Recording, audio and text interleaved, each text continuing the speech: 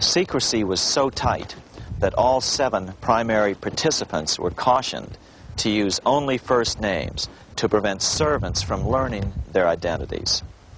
Years later, one participant, Frank Vanderlip, president of National City Bank of New York and a representative of the Rockefeller family, confirmed the Jekyll Island trip in a February 9, 1935 edition of the Saturday Evening Post.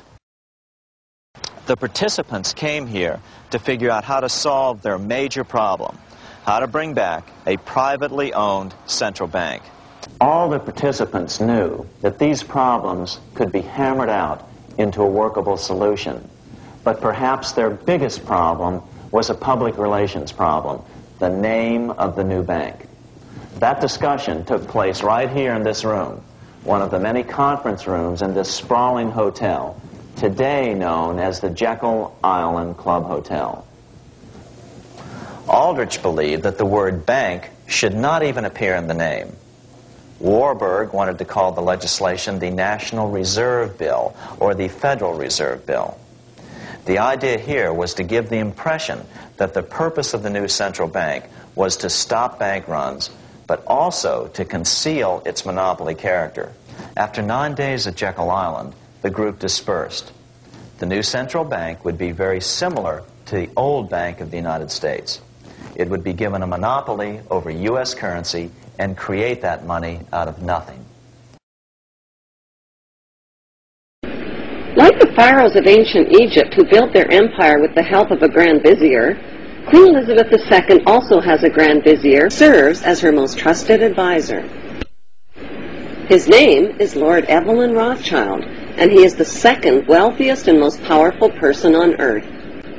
He is also Lord of the world's financial capital, the city-state of London. Lord Rothschild and his ring of power hide their identities behind 13 city council members who stand in as their representatives. On November 30th, 2000, Lord Rothschild, now in his 70s, got married in London to a wealthy Zionist businesswoman named Lynn Forrester. The couple then jetted to Washington and spent their wedding night in the White House. Just how rich and powerful is Lord Evelyn Rothschild? Historically, the Rothschild family wealth was hidden in underground vaults. The Rothschild secret financial records were never audited and never accounted for. Their family-commissioned biographies give the illusion that their family fortune has dwindled, but researchers estimate their wealth at close to $500 trillion, more than half the wealth of the entire world.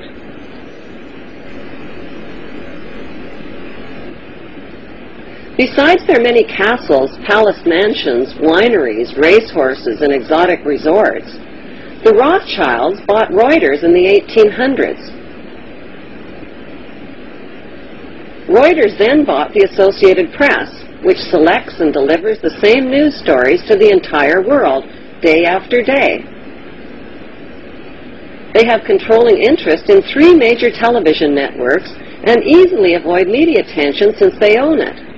Until recently, they owned and operated England's Royal Mint and continue to be the gold agent for the Bank of England, which they also direct. They control the LBMA, London Bullion Market Association, where 30 to 42 million ounces of gold worth over $11 billion are traded daily. The Rothschilds earn millions weekly just on transaction fees alone. They also fix the world price of gold on a daily basis and profit from its ups and downs. Over the centuries, the Rothschilds have amassed trillions of dollars worth of gold bullion in their subterranean vaults and have cornered the world's gold supply. They own controlling interest in the world's largest oil company, Royal Dutch Shell. They operate phony charities and offshore banking services where the wealth of the black nobility and the Vatican is hidden in secret accounts at Rothschild Swiss banks, trusts, and holding companies. How did Evelyn Rothschild become the filthy rich Grand Vizier to Queen Elizabeth II and godfather of the black nobility? By birth, Evelyn Rothschild is the great-great-great-grandson of Mayor Rothschild and is passing the godfathership down to David de Rothschild.